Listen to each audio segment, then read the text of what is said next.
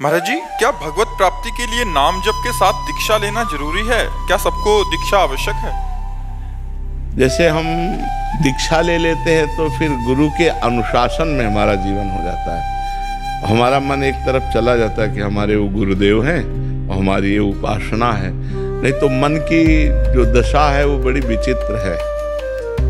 कभी ये धन प्रिय लगता है, कभी वैराग्य होता है, कभी स्त्री प्रिय लगती है, कभी वैराग्य प्रिय लगता है, कभी जंगल में रहने का मन होता है, कभी भोगों में रहने का मन ऐसे चलता रहता है, चलायमान है। तो मेरे मन पर अनुशासन कर सके वो गुरुदेव ने जो आज्ञा करी, गुरुदेव ने जो उपासना दी, मेरे गुरुदेव।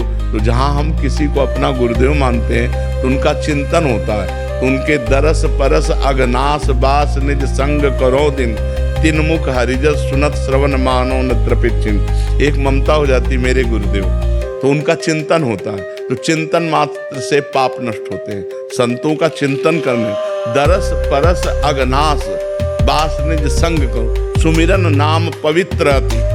उनका सुमिरन करना, उनका नाम चिंतन आ जाना, उनका रूप चिंतन आ जाना गुरु जी का, इससे सारे पाप नष्ट हो जाते हैं। और ध्यान मूलम गुरु मूर्ति, पूजा मूलम गुरु पदम, मंत्र मूलम गुरु वाक्यम, मोक्ष मूलम गुरु कृपा।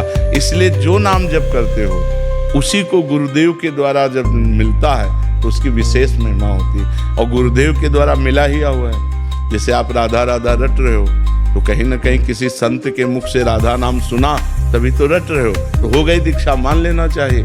जैसे पूज्य श्री कबीरदास जी को हमने पढ़ा कि रामानंदाचार्य जी से दीक्षा लेनी थी और वो संभव नहीं हो रही थी, तो वो काशी के घाट में सीढ़ियों पे लेट गए। तो वो 4 बजे तड़के गंगा स्नान करने जाते थे, वो अपने चिंतन में थे, तो पैर पड़ा कबीरदास जी की छाती में। जी देखा उनका बेटा राम राम, बोले गुरुदेव राम राम, बस उसे ही दीक्षा मान ली और बड़े सिद्ध महापुरुष हुए।